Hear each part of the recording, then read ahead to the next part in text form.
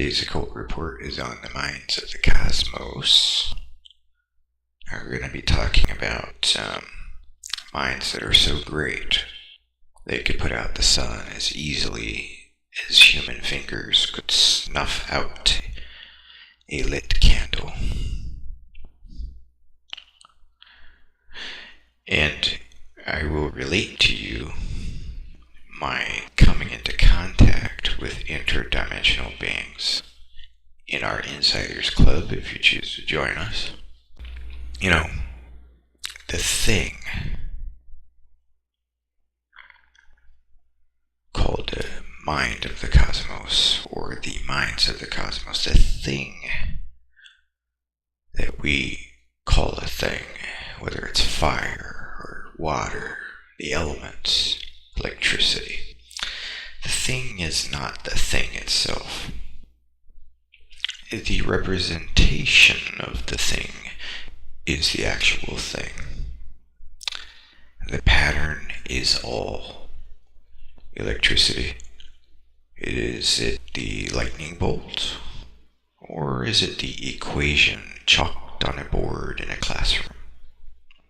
Well, I will relate to you my communion with Nikola Tesla, using necromancy as they call it. I will relate to you this story in our Insiders Club, if you so choose to join. Tell you about that.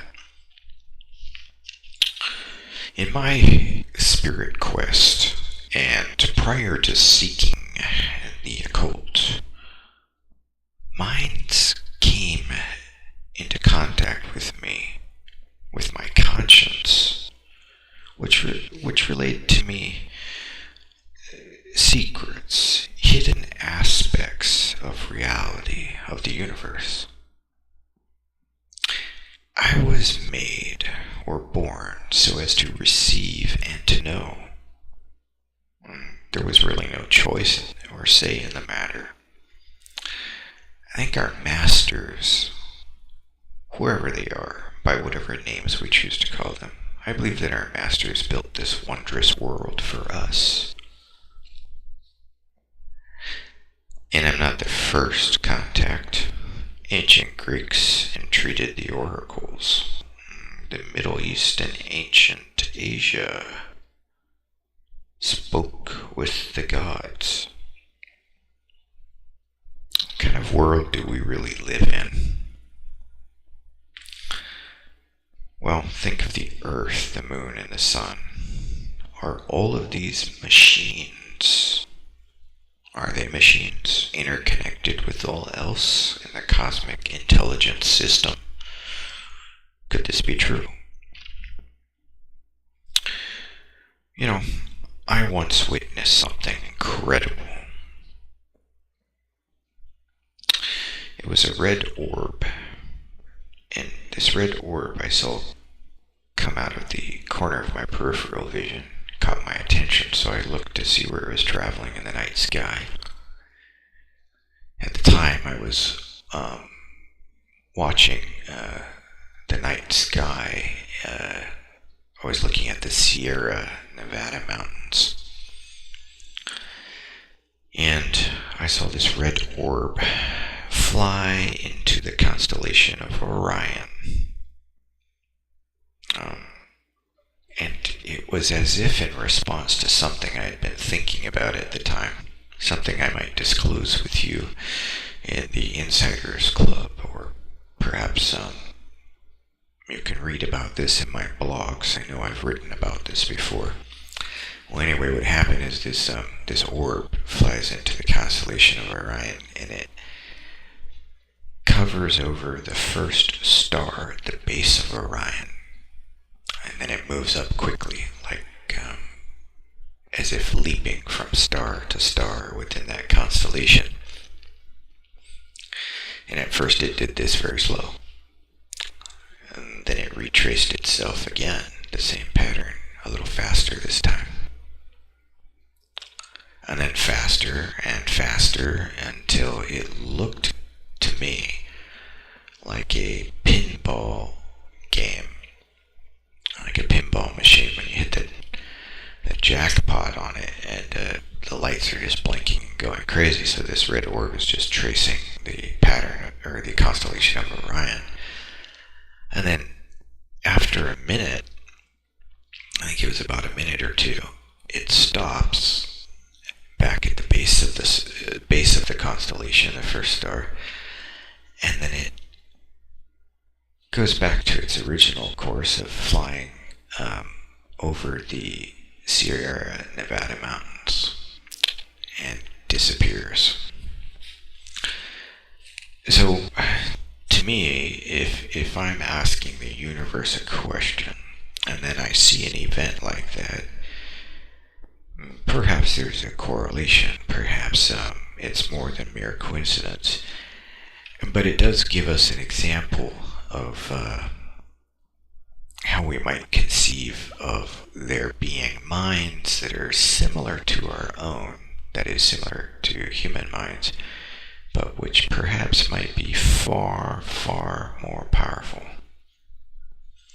Now, on a personal level, I'm already convinced of this.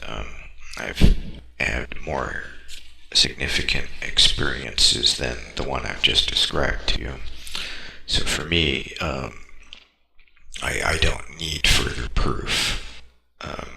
But for my listeners, I'd like to take you on a gradual journey of showing you bit by bit, slowly opening the doors for you, because some of these things that happened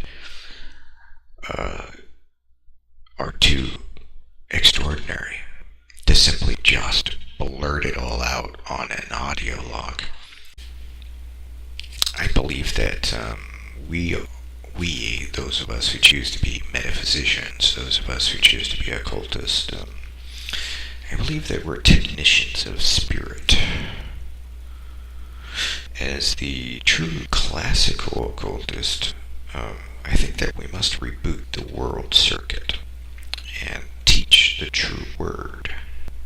See, the cosmos speaks to us, and we have but to learn to listen.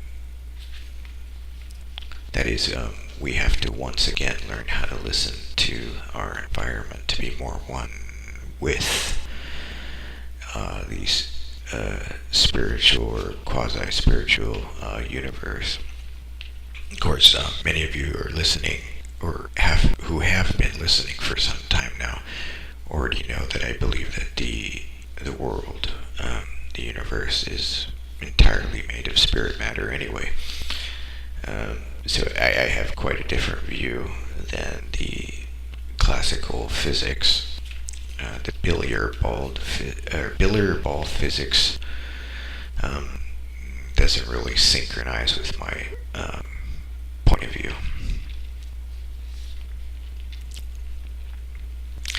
You know, I'm going to express in detail the truth, or the various truths, and spirit technology.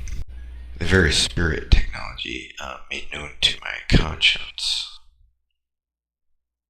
In order to receive this information, you need to join my club to learn how this applies to you, how you may benefit from the Vrilock way, and become a true child of the cosmos.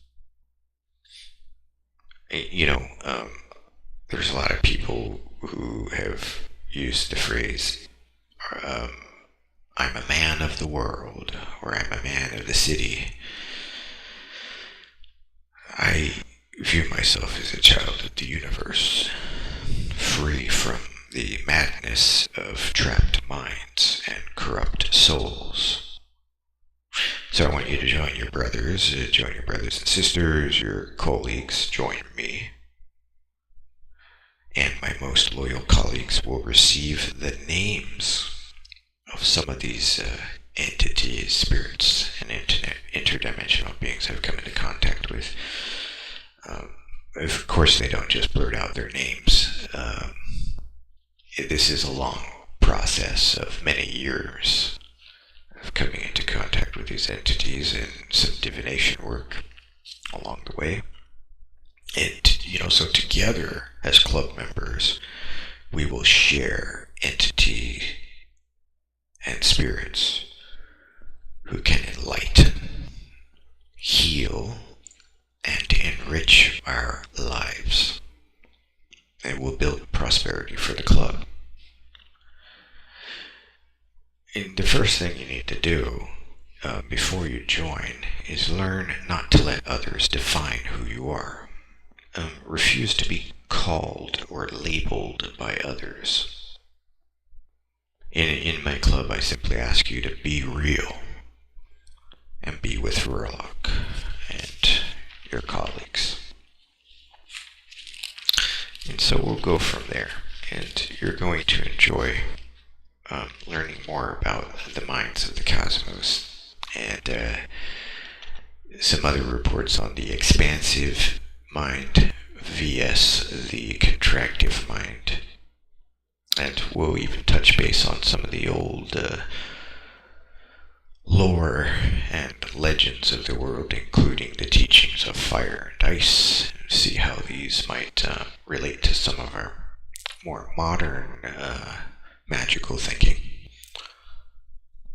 And we'll go through some of my personal journals, and hopefully I will be able to bring you to a level where I'm at, where I'm quite at peace with myself, and I am immune to the world's mind control.